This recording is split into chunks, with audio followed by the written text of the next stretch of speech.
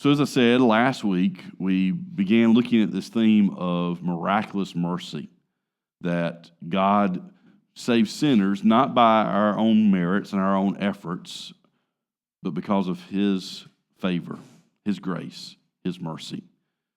And it started by looking at the little children and this idea that we need to humble ourselves like these children, and it contrasted the little children with the rich young man, and being able to see how we need to be able to have that same humility of heart and mind. And that continues over into this week, as Jesus last week finished up with this idea of many that will be first will be last, and the last first. And so he illustrates this truth by telling this parable of the workers in the vineyard. And this parable really isn't all that difficult to follow. It's not like some of the more complicated ones or some of the ones that are not as clear as we've seen in the past. This one is pretty obvious. You can't really get around it without knowing what's going on. This vineyard owner goes out into the marketplace to be able to hire day laborers. And he goes out 6 o'clock in the morning as the day is beginning, and he hires these first ones at 1 denarius. They agree to it. And then he goes out again at 9, and he goes out at 12, and he goes out at 3, and he goes out at 5. Every time hiring more workers. And in those situations, he just says, I'm going to give you what you deserve, right? At the end of the day, you see them all gathered up, and the vineyard owner tells his manager to call the last ones first, the ones that came at 5 o'clock. So they worked 1 hour. And notice what they get. They get a denarius. They get a full day's wage. And so that means that those that have been there since 6 a.m. start rubbing their hands together. Man, if these guys got paid a denarius for working for an hour, man, we're going to make bank today. We're going to be doing pretty good today. And yet they receive a denarius too. The workers who are first hired and thus work longer than anyone else end up complaining because they get the same pay as those that were hired last. The ones that only worked 1 hour were equally compensated. And Jesus tells this parable to make this point. God's grace is surprising. God's grace is surprising. It surpasses our normal expectations. Now let's face it, as humans, we want people to get what they deserve, right? If they've been evil, if they've been bad, if they have been up to no good, we want them to pay. We want justice. But when it comes to us, we want mercy. We want to recoil at a story that's all about people not getting what they deserve. And that's really the point that Jesus is making here. I mean, let's face it. God's salvation, by definition, is not fair, right? Author and pastor D.A. Carson put it this way very candidly one time. He said, "Do you really want nothing but totally effective, instantaneous justice? Then go to hell." Gratefully, God surprises us with His mercy. He does what we would never expect according to what we could never earn. Again, this underlying truth comes out. God does not owe us salvation for something that you and I have done. He gives us salvation despite everything that we have done. Salvation is a free gift of divine mercy, totally devoid of human merit. God does not owe you a thing. He doesn't owe me a thing. He owes us nothing, and yet He gives us everything in Jesus. Not only is God's grace surprising, it's also sovereign. He is under no obligation whatsoever to extend forgiveness to people like you and me, to sinners, to His enemies. He has the right to dispense mercy as he pleases.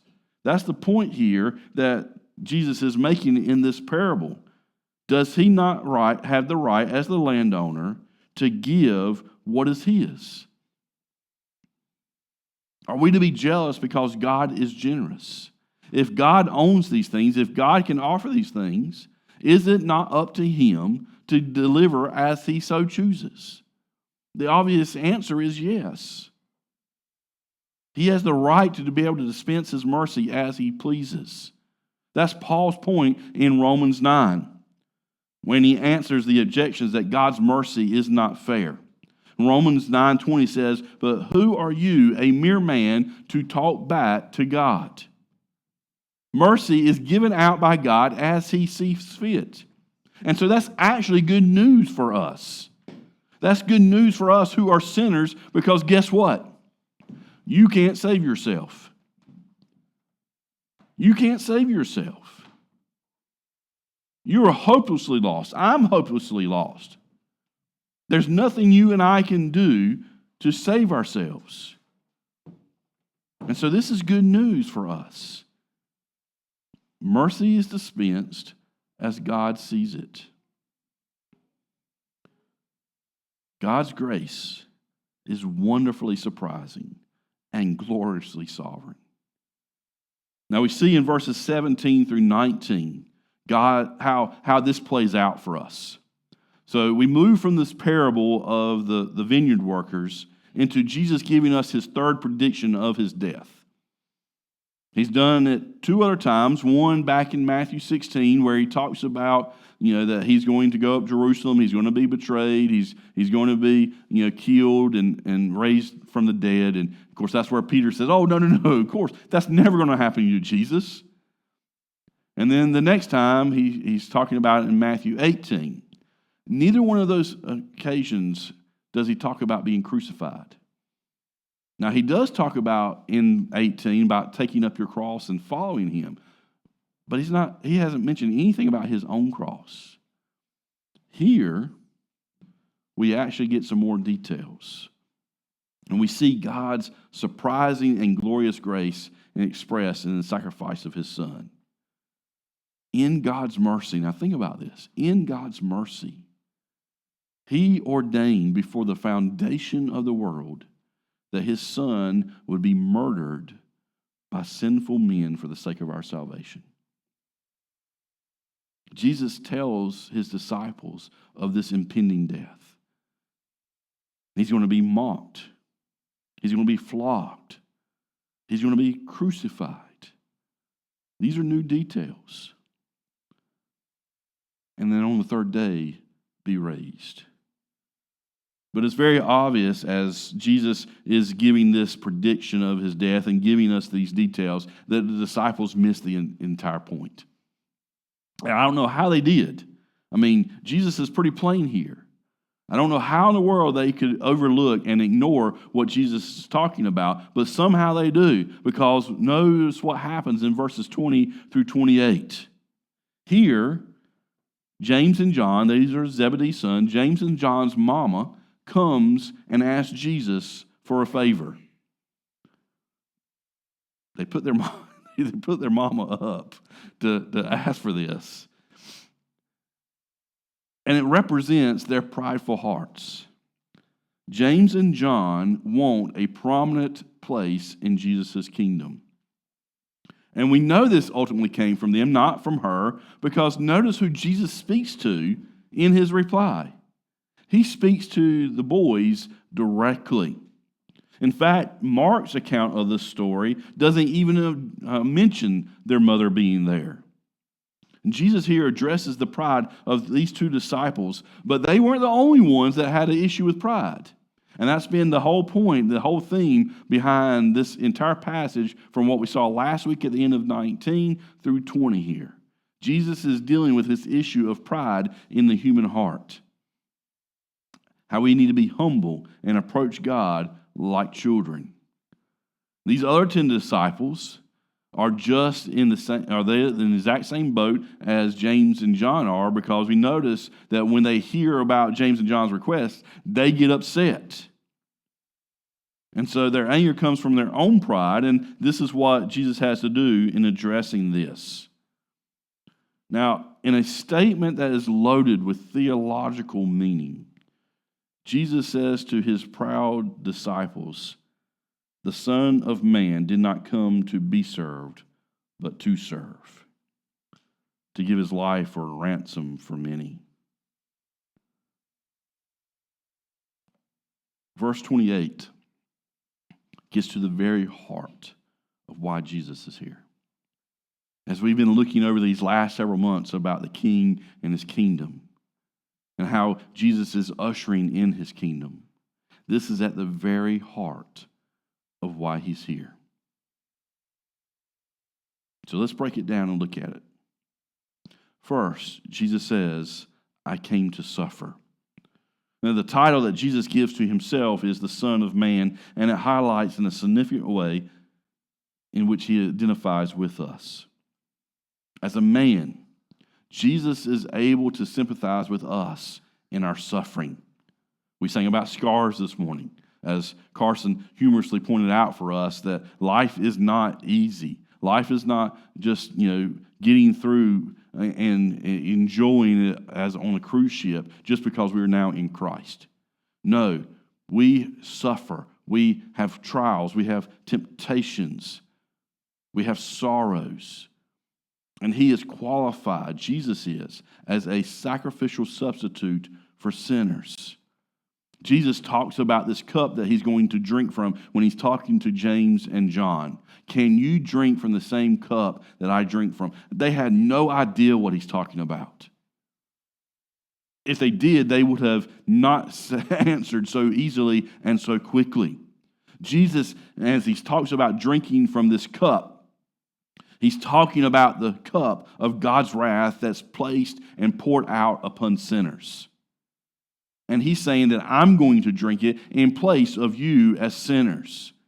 Notice that. Jesus is walking willingly, voluntarily, into the jaws of suffering and death on our behalf.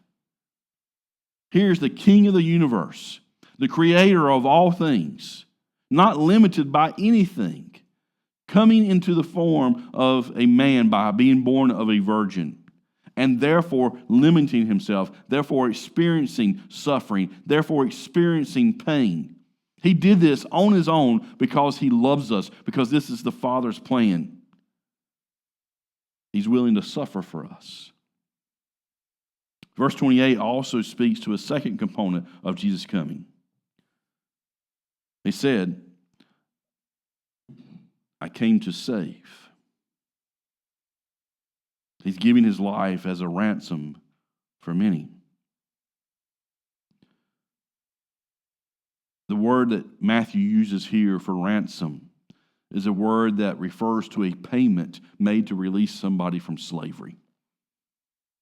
You might think of it as a hostage situation, which is fitting, giving sin's control over us.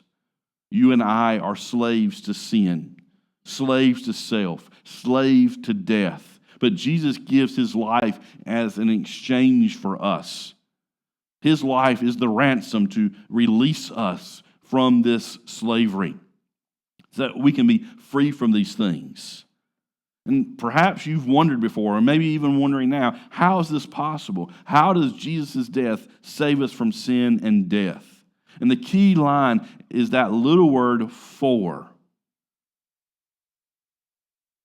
In this instance, that word carries the sense of in place of. He came to be our substitute. Jesus gave his life in the place of those he would save.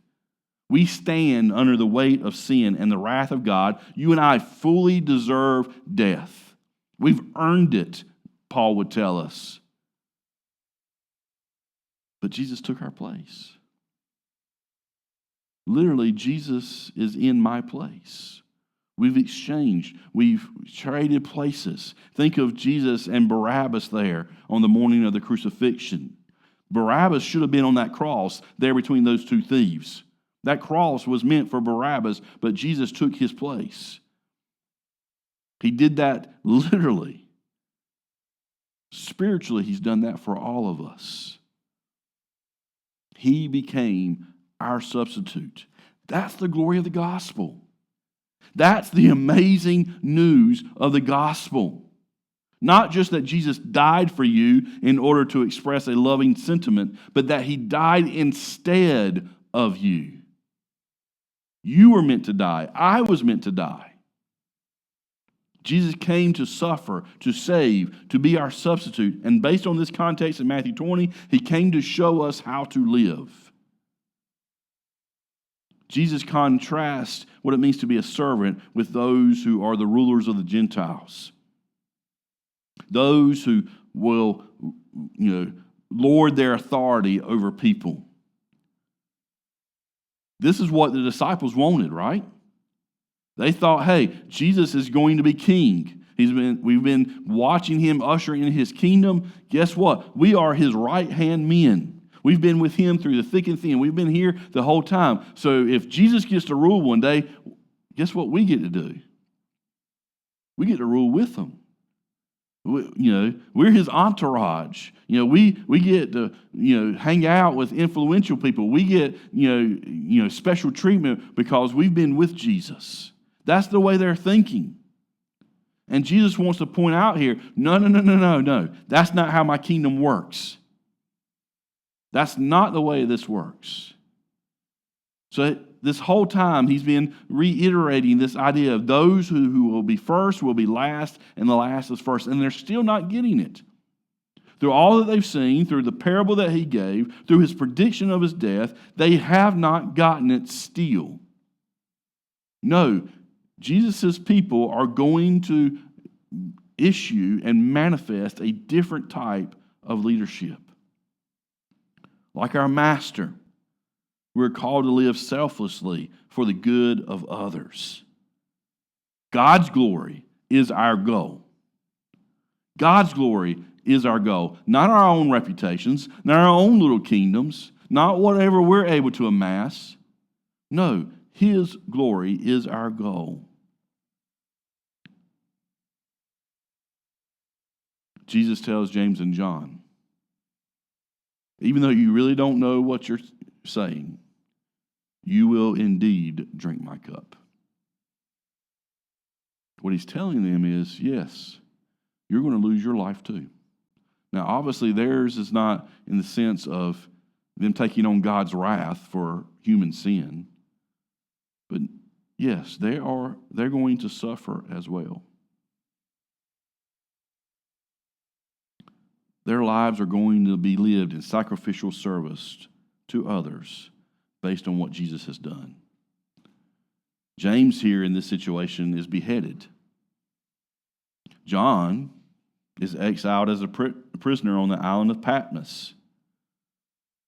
Church history legend tells us that he was, covered in boiling oil and didn't die. So even though he wasn't executed, he didn't get along well either. This kind of sacrificial service is what defines kingdom greatness.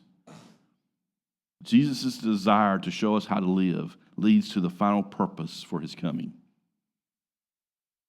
And that really is at the center of all these other things. Notice what he says. I didn't come to be served, but to serve. They probably didn't even catch that in all of this. And yet it's so important here. The reality here completely reverses our expectations. Just think about what Jesus is saying here. Jesus did not come to be served by you. He came to serve you. He didn't come to be helped by you. He came to help you. He didn't come to be waited on by you. But he came to wait on you. Now think about who's saying this here. This is the King of Kings that's saying this. In their context, he's a rabbi, right? He's a teacher. For someone to talk like this would be lunacy in any normal situation. But remember, Jesus isn't like the normal earthly rulers of his day. He's not a king whose personal whims are to be catered to by some lowly servant. No, he came to be our lowly servant by becoming a man and providing salvation for us. The one who deserves to be served came to serve. And that's ultimately demonstrated in the cross. Matthew may very well have been alluding to the servant that's prophesied by Isaiah, the one who bore the sin of many. And we need him in the most profoundest sense of that word. He does not need us. And so then, what does that mean? As we think about Jesus as our servant, now we need to know what it does mean, but we also need to make sure we know what it does not mean. Does it mean that you and I get to order Jesus around? That he's our servant, and so he's here to serve us at our beck and wish. He's not our genie that we get to ask a couple of wishes from. No, that's not what he's talking about. He's not our servant in that way. Mark's gospel here records this kind of misguided approach by James and John as they tell Jesus, "Teacher, we want you to do something for us if we ask you." Notice what they're saying there. Jesus, we want you to do something for us if we ask you. That's not how you approach Jesus. That's not how you come to him, as if he's waiting to do your bidding. That's not what Jesus is talking about here in this text. The text is not saying Jesus will do whatever you want him to do, but it does mean Jesus gives you what you need. That's the point of understanding Christianity. That's the point of understanding what this is all about. Jesus has just told James and John that they're going to suffer and that following him would involve a radical sacrifice to their lives in service to others. But this radical call to service from Jesus is accompanied by a radical promise from Jesus to renounce the ways of this world, to give your life as a slave in this world is not possible, humanly speaking. But Jesus is able to empower James and John in serving them. Again, remember the overarching theme of Matthew's gospel. The overarching theme of Matthew's gospel is this: salvation is all of divine mercy and not by human merit. We are completely and utterly dependent on God's mercy. And that's not just true at the moment of conversion. Even after you and I are saved, we are dependent upon divine mercy in every part of our life. Jesus promises to give us what we need on a daily, moment-by-moment basis. And so when he leads his children into difficult places or calls us to do difficult things, he enables us to do those things because he is our servant. We are empowered by his Spirit to carry out God's mission. Now, some people wonder whether Jesus' teaching in this passage contradicts what Paul and the other New Testament authors say about being a slave or a servant of Jesus. The Bible does talk about our service to him. Romans 12:11 says, "Do not lack diligence, be fervent in spirit, serve the Lord." So, which is it? Is Jesus our servant? Or are we supposed to serve him? Yes. Quite simply, yes.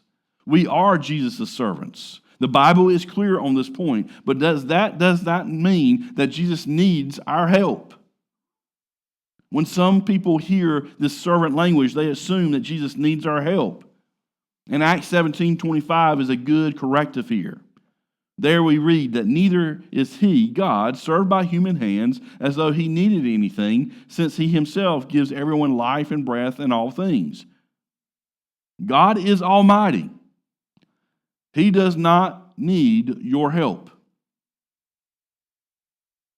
He doesn't need any support from anyone. You can't supply God's needs because he doesn't have any. He never gets tired. He never gets hungry. He never gets lonely. He does not need us. We desperately need him. So then what does it mean when the Bible tells us that we are servants of Jesus?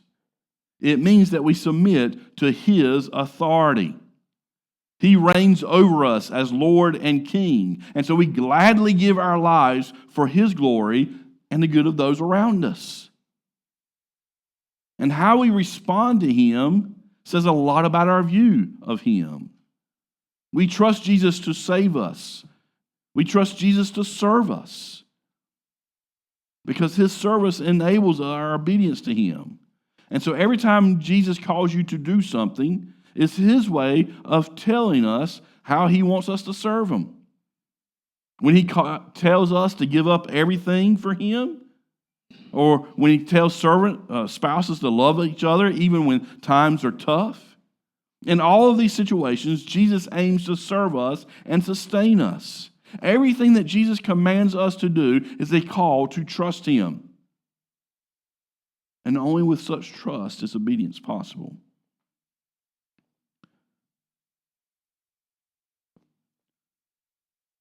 And when we realize this, we exalt Jesus by serving others.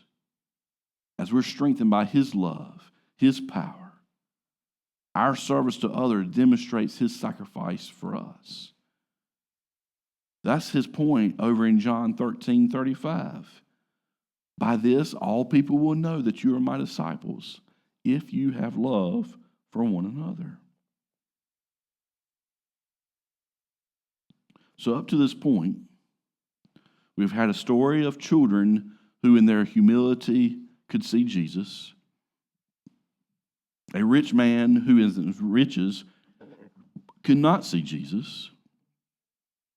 We've seen how the disciples in their pride are struggling to see who Jesus really is.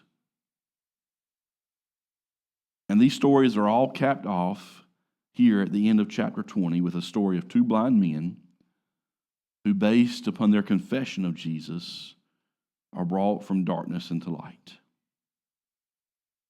The ones that could not see physically were able to see spiritually. And for all of those who are in need of Jesus' help, and the last time I checked, that would include all of us, the application of the story is simply, boldly confess your need for his mercy. That's what this whole section has been about from the end of 19 through 20. Beg for his mercy. Confess your need for his mercy because he wants to give it. He willingly gives it. Throw aside your pride and say, maybe even for the very first time in your life, Lord, have mercy on me. Notice what's happening here. They know that Jesus is passing by. And notice how they're addressing him as Lord, as Son of David. They have figured something out here that the good majority of people have not figured out.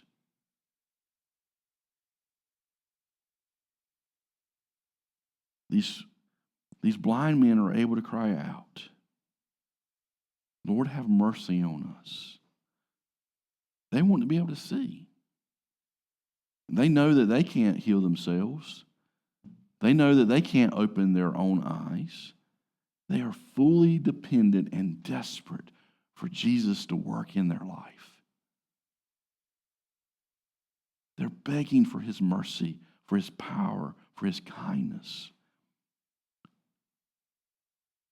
And even if you're already a Christian, the same truth applies. We daily need to confess our need for His mercy, trusting Him to serve us. And as we boldly confess our need for God's mercy, we also need to humbly believe in His power to do the miraculous. Even when the crowd told them to be quiet, they shouted all the more. They got louder. Have mercy on us. They didn't want Jesus to pass by without Him stopping and working in their life.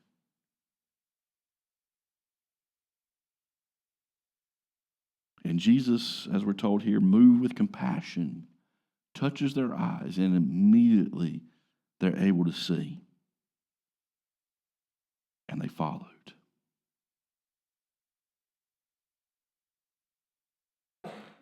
We must trust God to do what only God can do.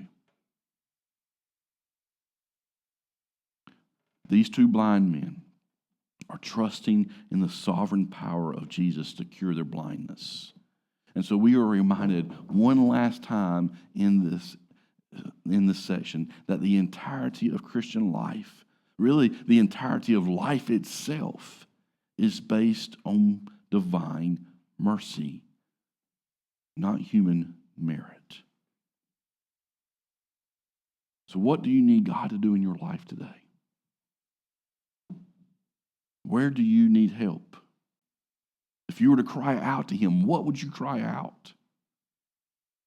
Would it be for salvation?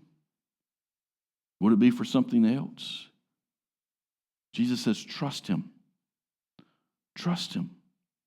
Humble yourself. Humble yourself like a little child and trust Him that He wants to give you divine mercy. Let's pray.